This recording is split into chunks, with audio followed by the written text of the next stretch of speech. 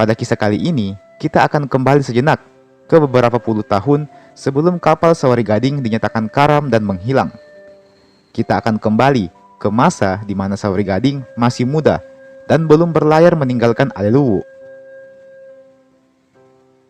Bersama dengan kerajaan Luwu, terdapat pula yang namanya Kerajaan Tompotika, sedang dipimpin oleh pasangan yang bernama We Adiluwu dan juga suaminya, Ilajiriu.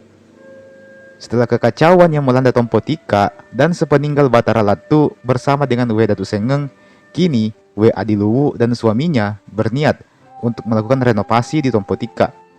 Tentunya demi mengembalikan Tompotika ke masa kejayaannya kembali. Salah satu yang hendak mereka renovasi adalah makam dari orang tua We Adiluwu itu sendiri. Singkat cerita, renovasi makam pun diberlangsungkan. Setelah renovasi telah usai, maka diundanglah beberapa kerajaan untuk hadir di Tompotika dan mengikuti jamuan sekaligus upacara pembaharuan makam tersebut. Salah satu yang diundang tentu adalah perwakilan dari Luwu, yang mana Sawari Gading sendirilah yang akan menghadiri upacara tersebut. Singkat kisah, tibalah Sawari Gading di Tompotika. Sawari Gading diarak dengan penuh hormat, dan dia pun mengikuti upacara tersebut selama 7 hari 7 malam lamanya. Setelah upacara selesai, Sawari Gading kembali ke istana Tompotika. Di sana, dia bertemu dengan para sepupunya. Ada yang namanya Topalawagau, yang merupakan anak dari We Adiluwu dan juga Ilajiriu. Dan ada juga Lama Daremeng. Mereka bertiga nampak asik mengobrol satu sama lain. Sampai akhirnya Sawari Gading mencari seseorang yang tak kunjung dia lihat. Sawari Gading pun bertanya, "Di mana gerangan si Lagaligo to Raja Keling?" Buat yang belum tahu, dalam kitab Lagaligo memang terdapat 2 orang yang bernama Lagaligo. Ada Lagaligo anak Sawari Gading dan satu lagi Lagaligo to Raja Keling yang merupakan seorang raja seumuran dengan Sawari Gading. Nah, Sawari Gading pun bertanya, "Di mana gerangan si Toraja Keling ini?" Pertanyaan itu pun dijawab Lama Daremeng, bahwa Toraja Keling sudah kembali ke kerajaannya. Sawari Gading pun berkata, "Bisakah engkau esok hari mampir menghadapnya dan katakan padanya bahwa aku mau berkunjung dan menikahi putrinya yang bernama Welle Ricina?" Namun sayang, Lama Daremeng hanya menghela napas dan menjawab dengan pelan, "Mohon maaf Puang, tapi Welle Ricina sudah meninggal dunia dan berpindah alam." Demikian jawab Lama Daremeng. Jawaban itu pun sukses membuat Sawari Gading menjadi sedih bukan main. Tak ayal, kesedihan Sawari Gading pun berlangsung selama beberapa hari ke depan. Para sahabatnya seperti Palawagau dan Lapanandrang mencoba menghiburnya. Namun tetap saja Sawari Gading masih merasakan kesedihan yang teramat dalam. Memang, begitu berat rasanya kehilangan seseorang yang teramat dicintai. Meski begitu, Sawari Gading nyatanya tak berputus asa. Dia terus menggali informasi tentang Welle Ricina ini, hingga dia pun mengetahui bahwa arwah dari Welle Ricina ini telah turun ke dunia bawah, alias kerajaan Pertiwi. Maka, dengan tekad baja, Sawari Gading pun mencoba untuk melawan kemustahilan. Dia hendak berlayar mengikuti jejak Welle Ricina. Dia ingin menjemputnya, lalu kemudian menikahinya. Sontak Lama Daremeng pun langsung kaget bukan main. "Apakah kau sudah gila?" tanyanya kepada Sawari Gading. Mendengar pertanyaan itu, Sawari Gading hanya tertawa terbahak-bahak.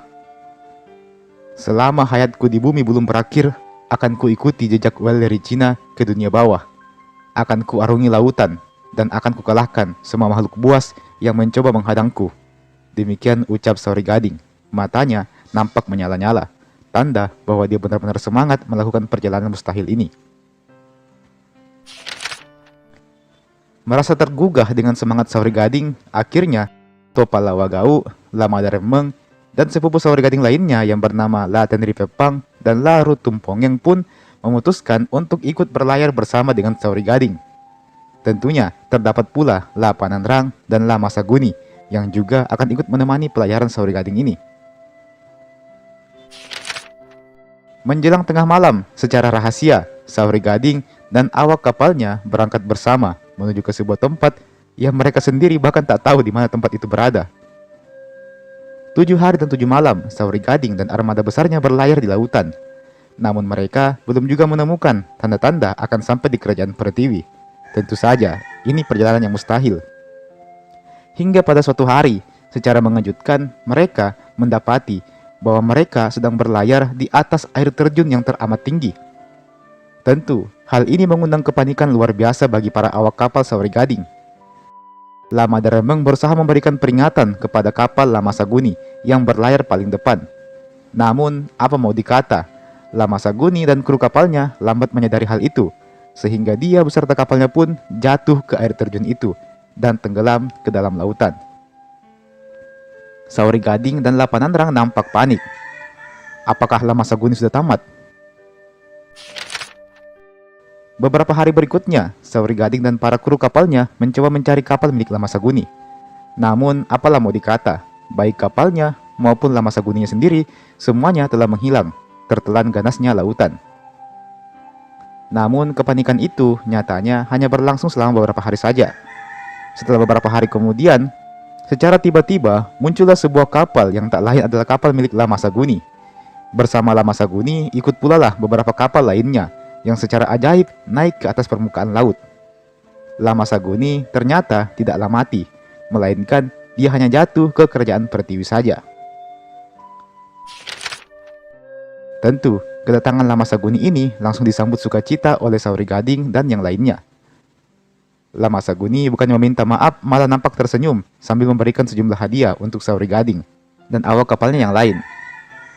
Salah satu hadiah yang diberikan oleh Lama Saguni adalah sebuah tumbuhan ajaib yang konon kabarnya dapat menghidupkan kembali orang yang telah mati. Catatan kaki, ya, saya tahu ini kedengarannya mustahil dan tak masuk akal, tapi kembali lagi, ini adalah karya sastra. Mungkin ada makna tersembunyi di balik kalimat ini. Apapun itu, mari kita nikmati saja kisahnya. Oke, lanjut. Saori Gading tentu merasa senang dengan tumbuhan yang diberikan oleh Lama Saguni ini. Dengan tumbuhan ini, maka Saori Gading dapat menghidupkan kembali Welle Regina dan kemudian menikahinya. Maka Saori Gading pun tak mau berlama-lama. Segera dia memerintahkan awak kapalnya untuk putar haluan dan menuju ke istana Welle Regina. Namun, belum juga berbalik arah, tiba-tiba bumi langsung dilanda kekacauan. Nampak suara petir bergemuruh dan hujan pun turun dengan teramat derasnya. Lagi-lagi, Saori Gading dan kawan-kawannya dilanda kepanikan yang luar biasa. Namun kejadian ini hanya berlangsung sesaat saja, karena ternyata ada seorang dewi dari kerajaan Pertiwi yang naik ke atas kapal Saori Gading. Dialah Sinauk Toja. Sinauk Toja sendiri adalah saudara kembar dari sang dewata Patotoe. Jika sang dewata Patotoe adalah pemimpin dari kerajaan langit, maka bisa dibilang kalau Sinauk Toja ini adalah pemimpin dari kerajaan bawah laut Pertiwi. Pertemuan ini pun sukses membuat Saori Gading terdiam dan mati kutu. Kecantikan Sinauk Toja membuatnya kagum sekaligus sedikit gugup. Sinauk Toja menanyakan tujuan dan maksud Saori Gading berlayar hingga ke kerajaan Pertiwi. Dan Saori Gading hanya menjawab bahwa dia hanya asal berlayar saja. Dia tak tahu arah. Dia tak tahu di mana kerajaan Pertiwi itu berada. Dia hanya mengandalkan instingnya saja. Mendengar jawaban itu, Sinauk Toja malah tersenyum dan sedikit tertawa. Yang mana senyuman itu sukses membuat Saori Gading jadi salah tingkah untuk kesekian kalinya. Sinauk Toja sempat menawari Saori Gading dan awak kapalnya untuk singgah ke kerajaan Pertiwi. Namun Saori Gading menolak halus ajakan tersebut, karena dia buru-buru ingin menemui Welle Regina. Sinauk Toja yang sejatinya adalah seorang dewi pun tak habis pikir dengan manusia di hadapannya ini. Dia berlayar terlalu jauh, tak tentu arah, hanya demi seorang wanita. Benar-benar aneh pola pikir para manusia ini. Demikian batin Sinauk Toja. Alhasil, Sinauk Toja pun memutuskan untuk kembali ke kerajaan Pertiwi, dikarenakan seorang dewi tak bisa berlama-lama dengan manusia. Dewi tak tahan dengan bau manusia. Maka turunlah Sinauk Toja kembali ke kerajaannya. Bersamaan dengan itu, Saori Gading pun memutuskan untuk kembali tancap gas, putar balik haluan dan bersiap untuk menjemput gadis impiannya, Welle Regina. Setelah berpamitan dengan Sinauk Toja, Saori Gading dan para kru kapalnya kemudian melanjutkan kembali perjalanannya. Tujuan utama mereka saat ini adalah untuk menemui Welle Regina. menghidupkannya kembali, dan kemudian menjadikannya sebagai istri Saori Gading. Namun, nampaknya petualangan Saori Gading dan kawan-kawannya tidak berakhir sampai di situ saja. Pasalnya, setelah 3 hari dan 3 malam armada mereka berlayar, secara tiba-tiba nampaklah sebuah dinding raksasa di tengah lautan. Dinding tersebut nampak menjulang hingga ke atas langit, membuat Lapananrang jadi takjub menyaksikannya. Di sekitaran dinding itu nampak air laut yang harum baunya. Lamasaguni dan Palawagau jadi tak tahan, dan keduanya pun langsung turun dari kapal masing-masing dan mandi menggunakan air di laut tersebut. Rupanya dinding tersebut adalah sebuah perbatasan antara kerajaan bumi dengan salah satu kerajaan langit. Lapananrang dan kawan-kawannya nampaknya telah berlayar di sebuah lautan yang teramat sakral, karena bisa menghubungkan mereka langsung dengan kerajaan langit. Sementara itu, di dalam dinding tersebut terdapat sebuah istana yang cukup megah. Di dalam istana tersebut terdapat seorang ratu bernama Batara Mega. Batara Mega secara tidak sengaja menyaksikan beberapa kapal raksasa di luar dinding yang nampak sedang berusaha memasuki wilayah kekuasaannya. Tak terima dengan hal itu, segera Batara Mega ini membangunkan suaminya yang bernama Lettewarani. Lettewarani yang dibangunkan pun jadi kesal kepada istrinya ini. Namun, kekesalannya berhasil beralih ke armada Saori Gading yang ada di luar dinding, yang nampak berusaha mencari cara untuk masuk ke kerajaannya. Siapa mereka? Apakah mereka dewa dari kerajaan Pertiwi? Atau dari kerajaan langit? Tanya Lettewarani. Bukan Kakanda, mereka sepertinya dari kerajaan bumi. Mereka adalah manusia. Demikian jawab Batara Mega. Hah? Manusia? Mengapa mereka bisa sampai ke sini? Mustahil bagi manusia untuk menemukan tempat ini, tandas Lettewarani. Alhasil, Lettewarani pun mengambil tindakan dengan cara membuat air di sekitar dinding tersebut menjadi surut. Dan benar saja, air lautan tersebut pun langsung surut seketika dan sukses membuat panik Lapananrang. Lapananrang mencoba mengakali kejadian ini dengan meminta Palawagau untuk berdoa kepada Sang Patetoe agar menyelamatkan armada ini. Namun sayangnya, sekuat apapun Palawagau berdoa, doanya tetap tak dikabulkan. Nampaknya status bangsawan Palawagau belum cukup tinggi untuk membuatnya memiliki sebuah kesaktian. Maka tak ada jalan lain lagi. Segera Lapananrang masuk ke bilik Saori Gading dan membangunkan tuannya itu, yang sedari tadi memang lagi asik tidur siang. Saori Gading yang baru terbangun pun langsung kaget menyaksikan bahwa dia telah kelewatan banyak peristiwa besar hari ini. Maka Saori Gading langsung duduk dan berdoa kepada Sang Patetoe, meminta agar air laut yang surut itu bisa dibuat menjadi pasang lagi. Dan benar saja, doa Saori Gading ini berhasil dikabulkan, dan air laut pun kembali melimpah, membuat armada Saori Gading selamat dan tidak jadi terjebak di dekat dinding tersebut. Namun, cobaan nampak belum usai. Terdengar teriakan Lamasaguni dari kejauhan. Lamasaguni nampaknya melihat beberapa kapal perang dari dalam dinding itu yang sedang berusaha untuk mengejar mereka. Nampaknya Lettewarani tak mau mengasihani para manusia yang mengganggu tidur siangnya itu. Dia ingin memberikan hukuman kepada Saori Gading dan para kru kapalnya. Lantas, siapakah sebenarnya Lettewarani ini?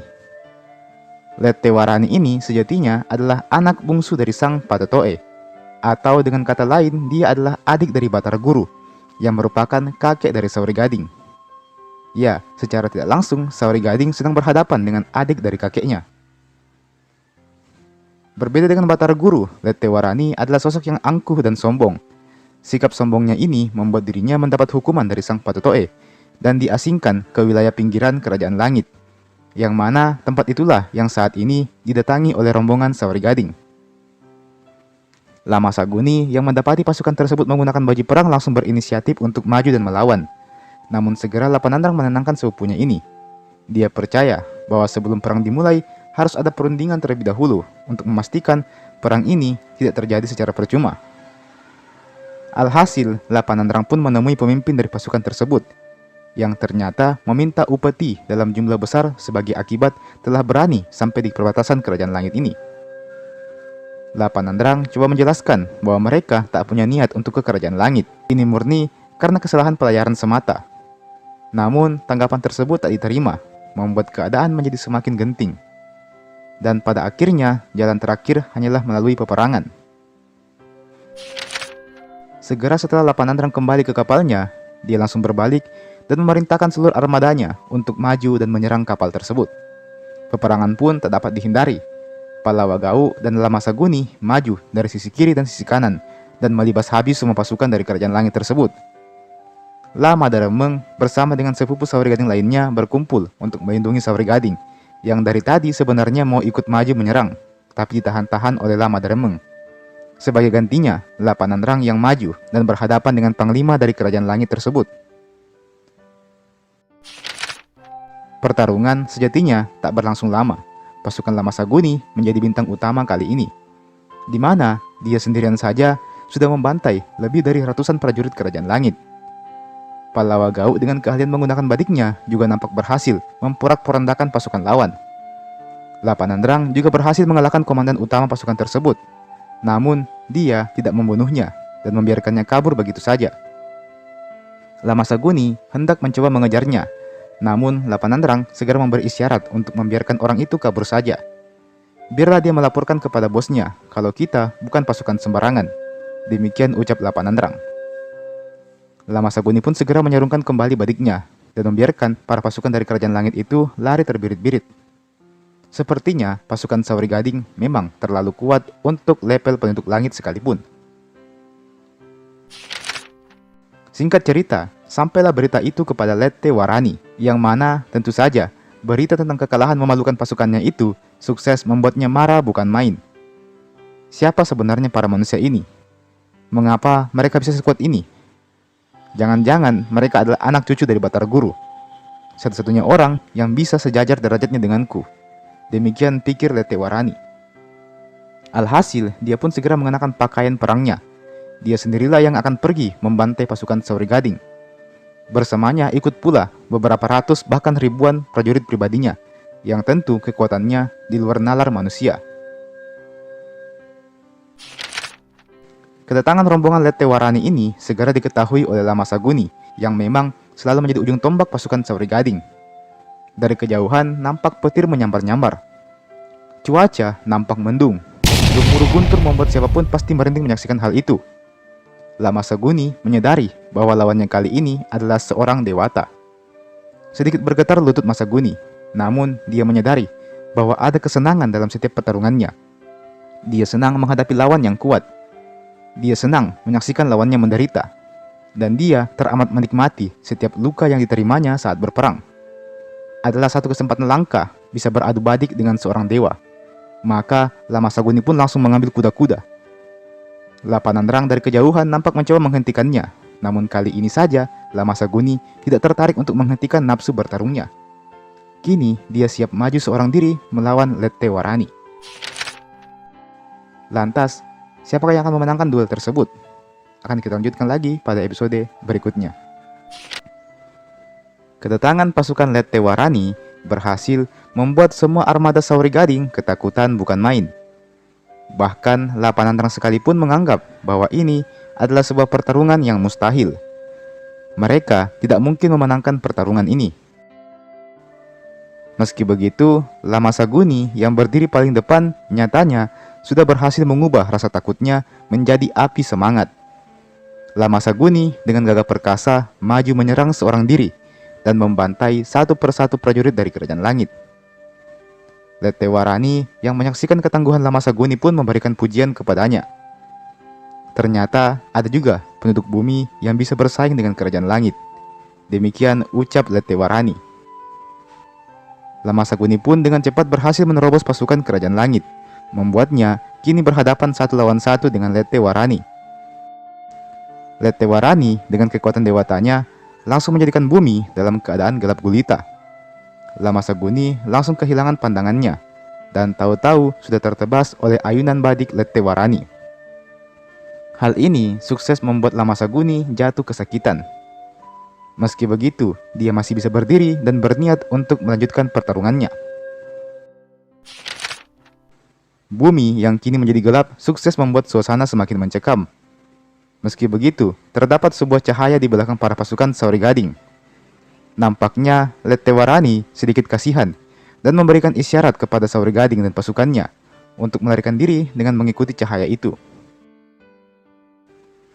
Lama dan Rembang beserta para anak buahnya langsung melarikan diri ke arah cahaya tersebut. Mereka tak mau ambil pusing melawan seorang dewata. Adalah hal yang mustahil untuk mengalahkan seorang dewata. Sauri Gading yang menyaksikan pasukannya lari kocar-kacir pun tak mau tinggal diam. Dia langsung menghunuskan badiknya dan maju menerjang seorang diri. Sauri Gading dengan cepat membantai para prajurit kerajaan langit, membuatnya selangkah lagi akan berhadapan langsung dengan Letewarani. Namun sayang, belum sempat Sauri Gading mengadu badiknya, seketika Lapanandrang datang dan menariknya, lalu kemudian membawanya kabur. Sauri Gading meronta-ronta, dia mengamuk, dan diselimuti amarah yang luar biasa.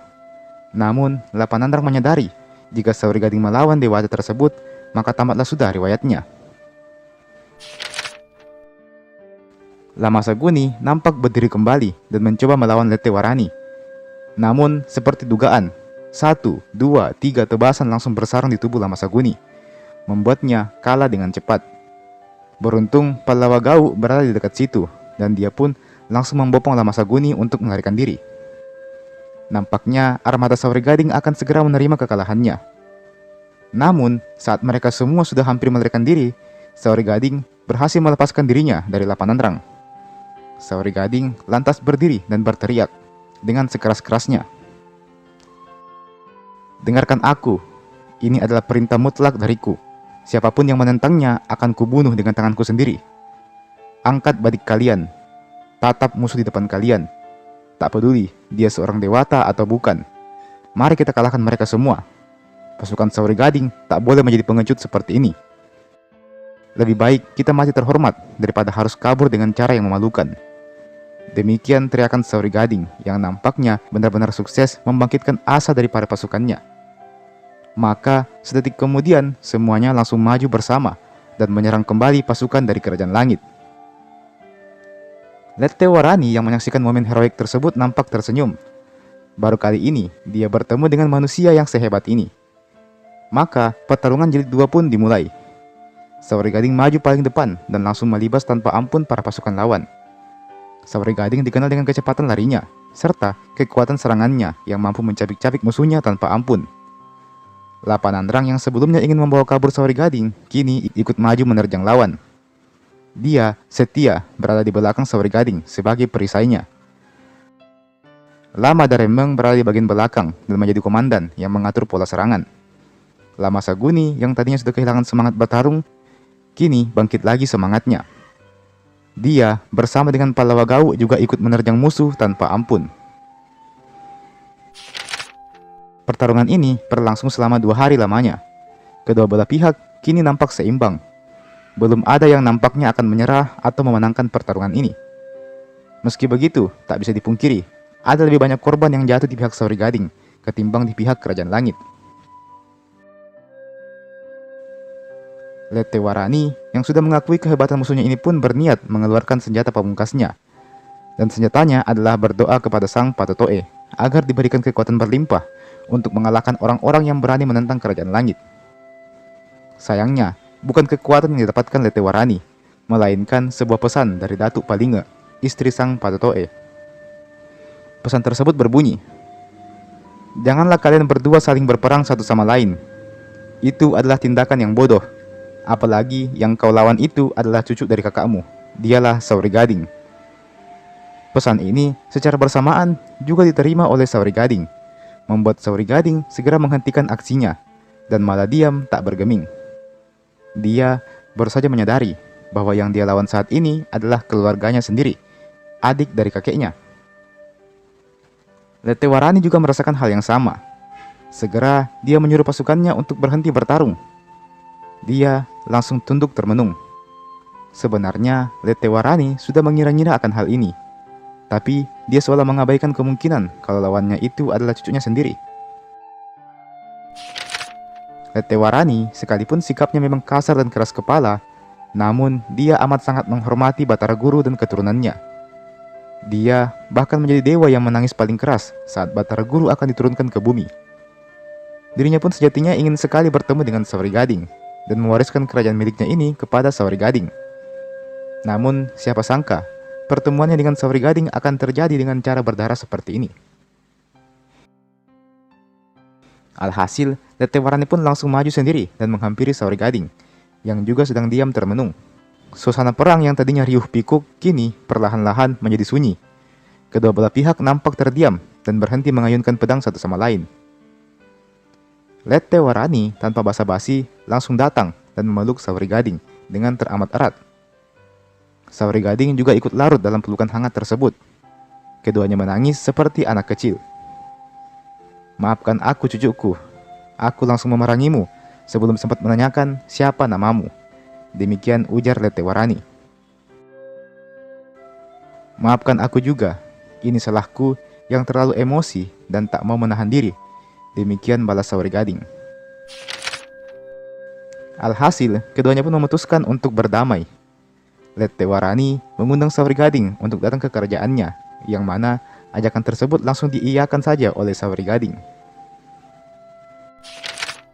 Usai mengetahui kebenaran bahwa Sauri Gading adalah cucu dari kakaknya, Letewarani akhirnya memutuskan untuk meminta maaf kepada Sauri Gading. Dia bahkan tidak segan-segan untuk menghidupkan kembali semua kru Sauri Gading yang mati dalam peperangan itu. Tak hanya itu, Letewarani bahkan mengajak Sauri Gading untuk mampir sejenak ke kerajaannya, yang mana ajakan tersebut langsung disetujui oleh Sauri Gading. Di dalam kerajaan langit, kedatangan Sauri Gading dan kru kapalnya disambut oleh para dayang dan juga bisu yang menari-nari, memberikan penghormatan kepadanya. Darah Sauri Gading yang memang punya keturunan dewata, sukses membuatnya mendapatkan sambutan yang amat sangat megah. Selain Sauri Gading, ada pula Palawagau dan La Tendri Pepang, yang merupakan keturunan bangsawan juga. Bersama dengan Sauri Gading, mereka bertigalah yang mendapatkan penghormatan dan sambutan paling tinggi.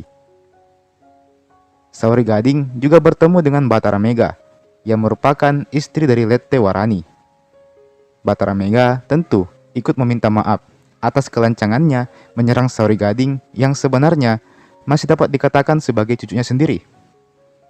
Sauri Gading pun dengan rendah hati memaafkan sekaligus ikut meminta maaf juga. Biar bagaimanapun, ini hanya kesalahpahaman. Dalam jamuan makan malam tersebut, Sauri Gading menceritakan petualangannya kepada Letewarani dan Batara Mega.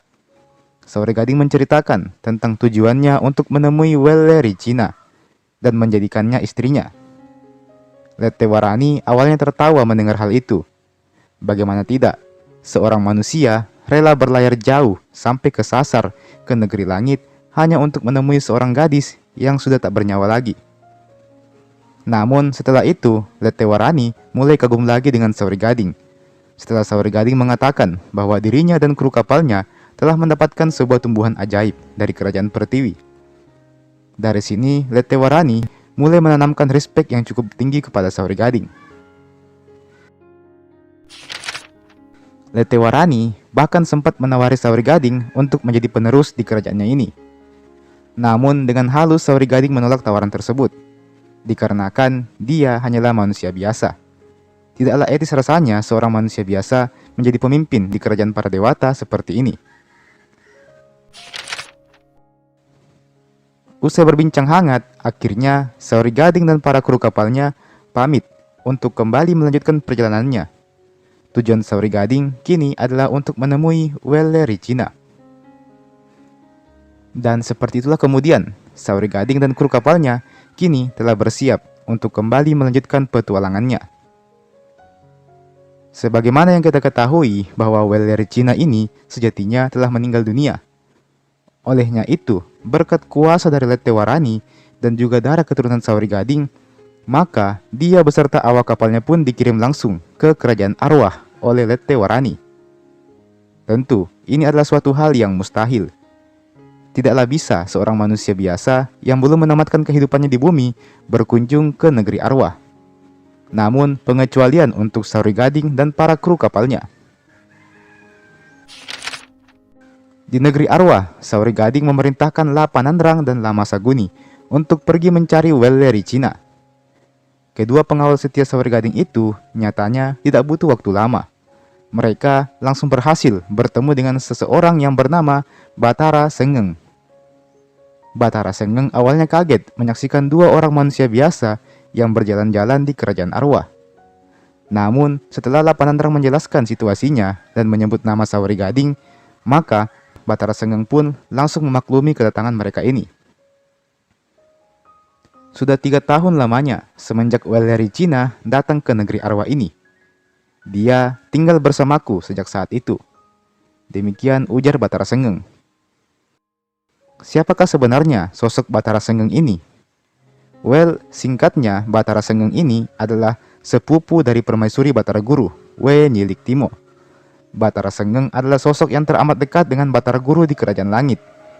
Saking dekatnya sehingga mereka berdualah yang menyarankan kepada anaknya Batara Latu dan To Raja Keling untuk kelak menjodohkan anak-anak mereka. Dan itulah anak-anak mereka yakni Sauri Gading dan juga Wellery Cina yang nampaknya memang telah dijodohkan sejak dulu. 2 tahun yang lalu, ada seorang dewa bernama La Daeng Lebi. Dia mendatangi Wellery Cina dan melamarnya.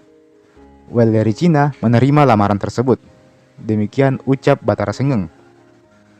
Spontan, pernyataan itu sukses membuat kaget Lapanandrang dan Lama Saguni. Ternyata selama ini Sauri Gading hanya pergi mencari istri orang. Meski begitu, Wellery Cina tidak mencintai La Daeng Lebi ini. Dia tidak bersedia tidur dengannya. Wellery Cina masih menghargai pertunangannya dengan Sauri Gading. Meskipun dia menyadari sepenuhnya kalau dia tidak akan bisa menikah dengan Sauri Gading yang masih hidup di dunia. Tambah Batara Sengeng. Lapanandrang yang tadi sempat emosi akhirnya bisa mengontrol dirinya lagi. Dia mulai mengerti kondisi yang ada saat ini. Meski begitu, dirinya juga ingin segera menemui La Daeng Lebi ini untuk memintanya menceraikan Wellery Cina dan membiarkan Wellery Cina menjadi milik Sauri Gading. Sayangnya pembicaraan itu berhasil didengarkan oleh Daeng Lebi. Daeng Lebi pun tak menunggu waktu lama. Dia pun langsung datang dan marah-marah kepada Lapanandrang. Hei kau manusia, tidak akan kuserahkan istriku pada tuanmu. Kalau perlu, akan kubasmi kalian semua para pengganggu. Demikian bentak Daeng Lebi ini. Lapanandrang yang tak terima tuannya dihina pun langsung balik memaki. Berani sekali kau berkata demikian.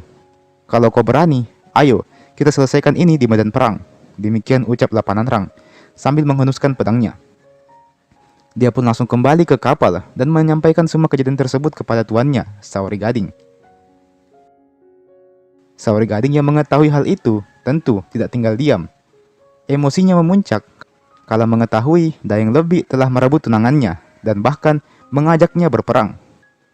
Maka Sauri Gading memerintahkan kepada seluruh pasukannya untuk bersiap-siap. Karena keesokan harinya mereka akan menyerbu pasukan Daeng Lebi dan merebut kembali Wellery Cina dari tangannya. Keesokan harinya, pasukan Sauri Gading langsung berangkat dan menyerbu Daeng Lebi beserta dengan para pasukannya. Pertarungan berlangsung sengit. Seperti biasa, Lama Saguni menjadi yang terdepan dan sukses membuat takut lawan-lawannya.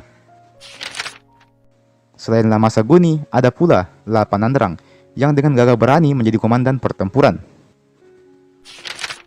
Namun sayang, entah apa yang terjadi setelahnya.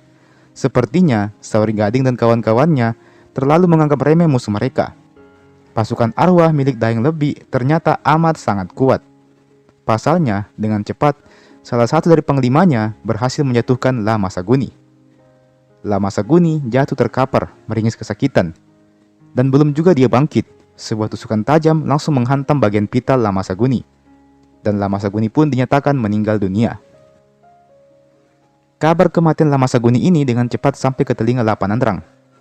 Dia yang biasanya tenang dan bijak mendadak marah dan emosi setelah mengetahui kematian sepupunya ini. Dia pun seperti kehilangan kendali akan dirinya sendiri, membabi buta menyerang siapapun yang ada di dekatnya.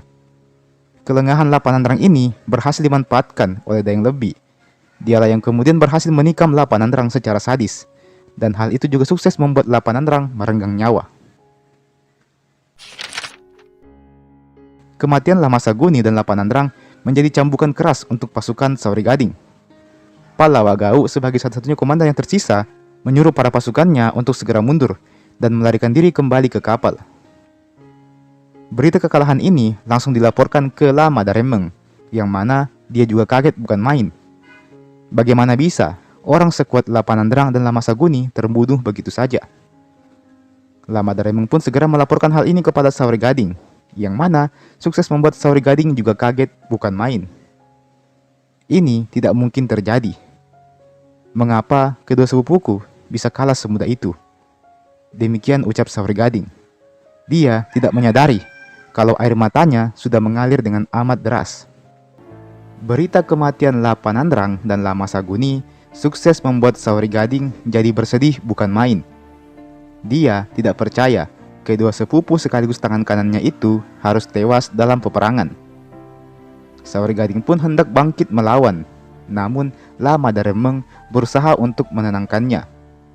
Jika Sauri Gading juga ikut terbawa emosi, maka bisa jadi dia juga akan ikut menyusul para sepupunya. Tenanglah dulu tuan, jangan biarkan emosi menguasaimu. Saat ini, Palawagau sedang menyuruh pasukan untuk mundur. Ada baiknya kita kembali ke Luwu saja. Demikian nasihat Lama Daremeng. Tidak, aku tak mau pulang dengan kekalahan seperti ini. Kita harus bangkit dan melawan. Demikian ucap Sauri Gading, masih dengan amarah yang berapi-api. Alhasil, Sauri Gading dengan sisa-sisa pasukannya tetap bergerak maju dan menyerang lawan, meskipun dengan strategi yang sudah berantakan. Di tengah pertarungan, Sauri Gading berhasil menemukan mayat Lapanandrang yang terkapar berlumuran darah. Hal itu sukses membuat Sauri Gading lengah. Dia nyaris saja kena tebasan lawan. Beruntung Lama Daremeng berada di dekatnya.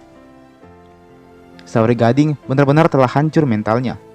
Dia segera menghampiri mayat Lapanandrang, lalu kemudian dia menangis di hadapan mayat tersebut.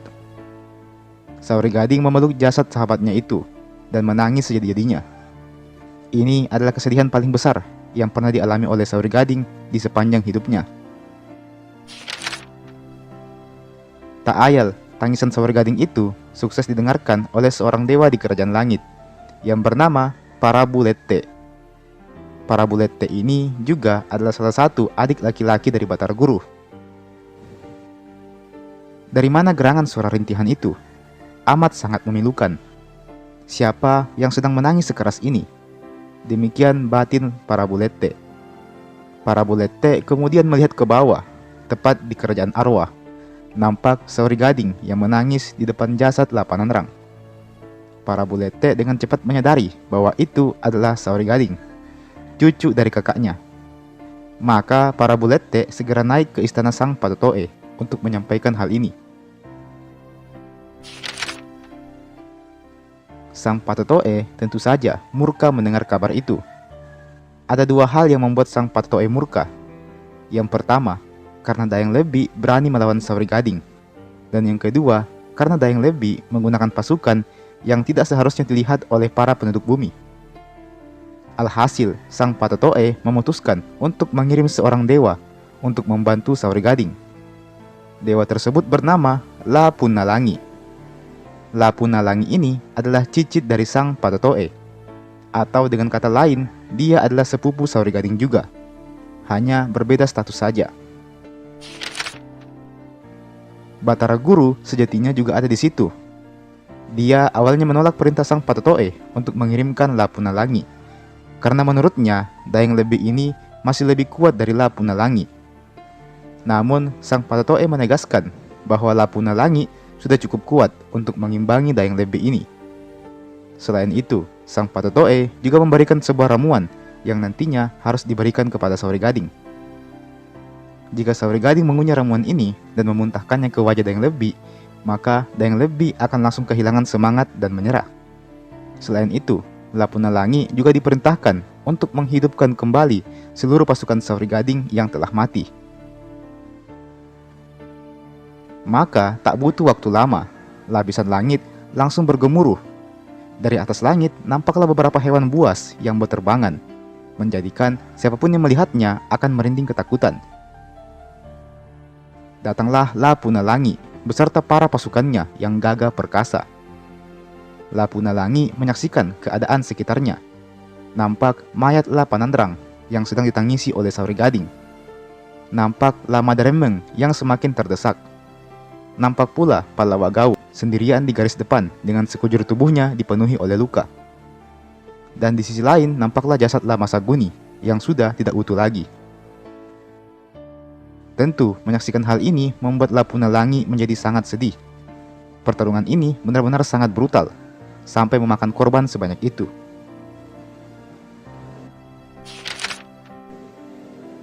Lapunalangi pun tiba di hadapan Sauri Gading.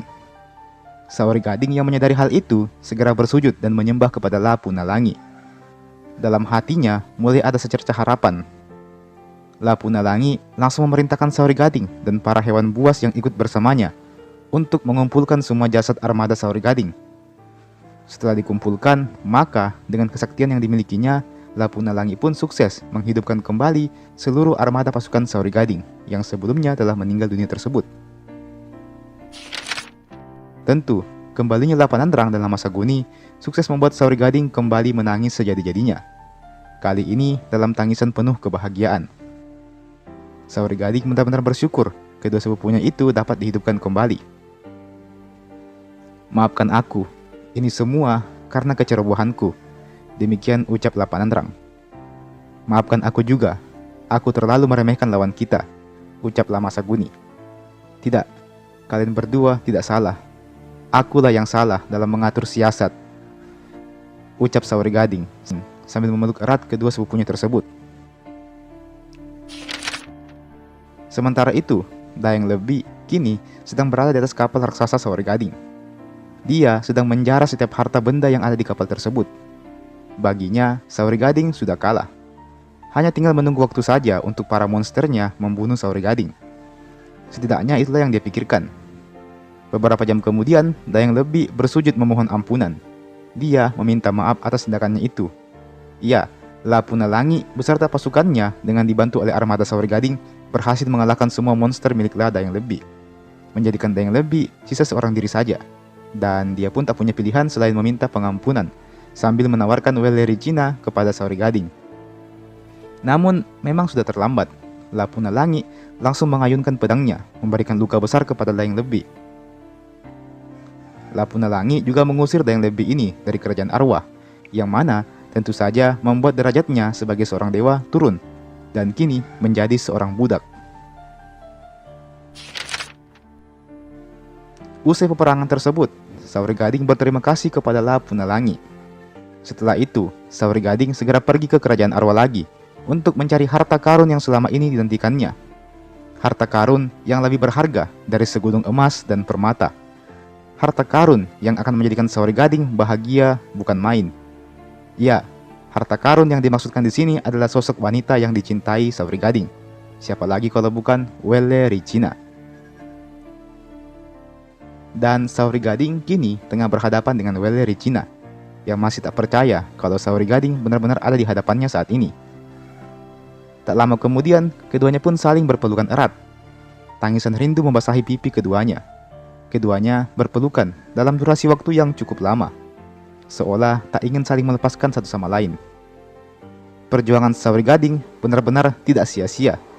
Misinya berhasil. Misi menjemput seorang gadis yang telah meninggal dunia, yang telah berada di alam arwah, yang notabene Sauri Gading pun tidak tahu di mana tempatnya. Misi melawan kemustahilan yang benar-benar berhasil dijalaninya. Maka hari-hari berikutnya pun dihabiskan Sauri Gading untuk membagi cinta dengan Welericina. Keduanya hanyut dalam badai asmara yang tidak ada habisnya. Namun masih ada satu kekhawatiran dalam benak Welericina.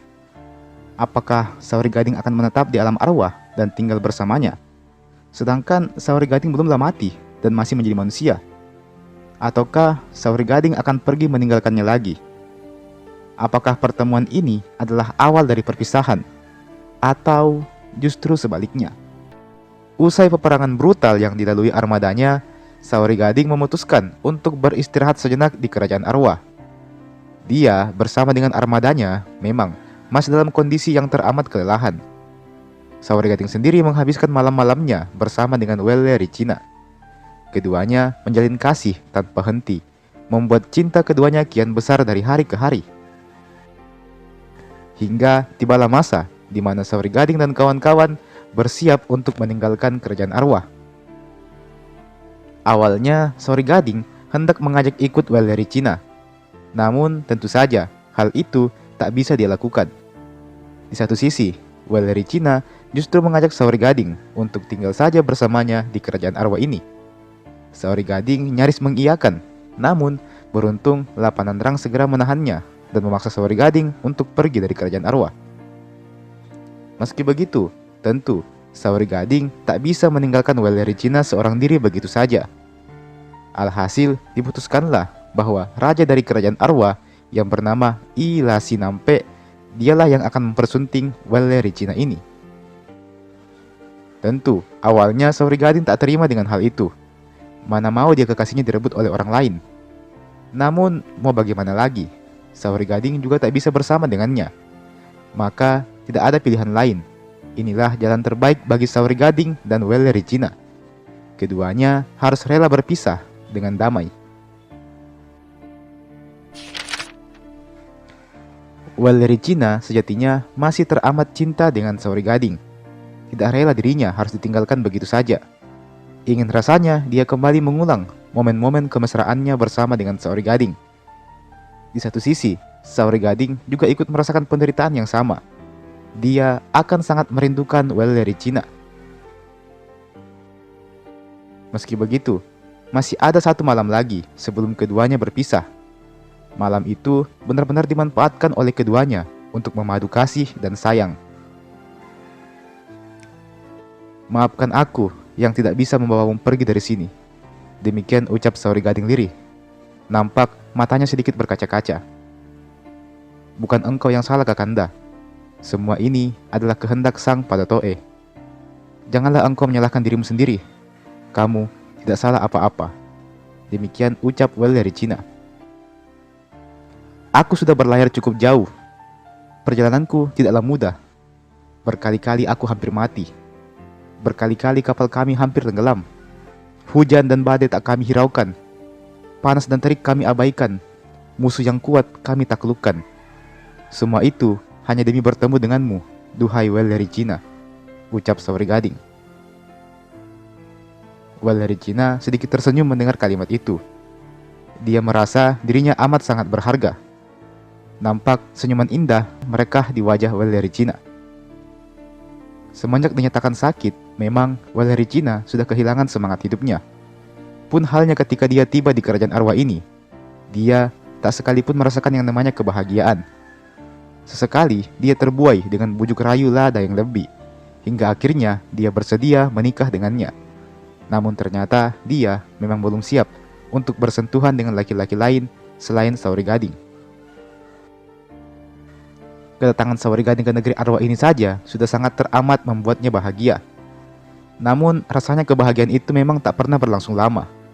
Kini dia harus kembali bertemu dengan yang namanya kesedihan. Kini dia harus kembali merasakan yang namanya sakit hati. Kini dia harus kembali menikmati kejamnya kerinduan yang tak berujung. Kakanda, terima kasih atas segala pengorbanan dan perjuanganmu selama ini. Engkau adalah satu-satunya pria yang rela berkorban sejauh ini hanya demi sesosok wanita lemah sepertiku. Demikian ucap Welle Ricina. Nampak ada tangis di matanya. Engkau bukanlah gadis yang lemah, Adinda. Engkau sudah bertahan sejauh ini, menolak bersentuhan dengan pria lain dan hanya memilih untuk melepaskannya denganku. Engkau adalah wanita yang hebat. Engkau adalah wanita pilihanku, dan aku akan terus mencintaimu selamanya, balas Saori Gading sambil mengusap air mata yang mengalir di pipi Welle Ricina. Apakah kisah kita berdua akan berakhir perih seperti ini? Akankah kisah cinta kita ini tak akan pernah terulang lagi? Apakah ini adalah akhir dari hubungan kita? Tanya Welle Ricina. Seperti katamu sebelumnya, Adinda, ini adalah kehendak Sang Padatoe. Ini adalah takdir yang tak bisa kita ubah. Engkau adalah penghuni kerajaan arwah. Statusmu sebagai manusia telah berakhir, sedangkan aku masih manusia. Tempatku bukan di sini, dan tempatmu bukan di bumi. Kamu adalah langit, aku adalah bumi. Kita bisa saling memandang, namun tak ditakdirkan untuk bersama. Demikian balas Saori Gading, nampak kesedihan di wajahnya. Jika kelak tugasku di bumi sebagai manusia telah usai, maka aku akan kembali ke sini dan bertemu denganmu. Akan kucurahkan cinta kasih sayangku hanya untukmu. Demikian tambah Saori Gading. Baiklah Kakanda, aku akan berusaha melewati ini semua. Mungkin akan butuh waktu lama, tapi aku tahu, waktu akan selalu mengobati. Aku akan menerima lamaran dari Ila Sinampe. Demikian tanda spell dari Cina.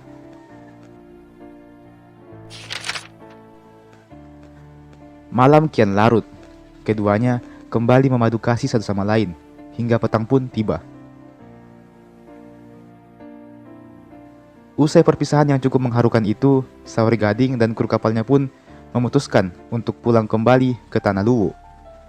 Di sini pula lah Saori Gading berpisah dengan beberapa komandan pasukannya, seperti Palawa Gau yang kembali ke Tompotika, dan juga La Tendri Pepang yang kembali ke kerajaannya di Wadeng. Perjalanan pulang Saori Gading memang tidaklah mudah.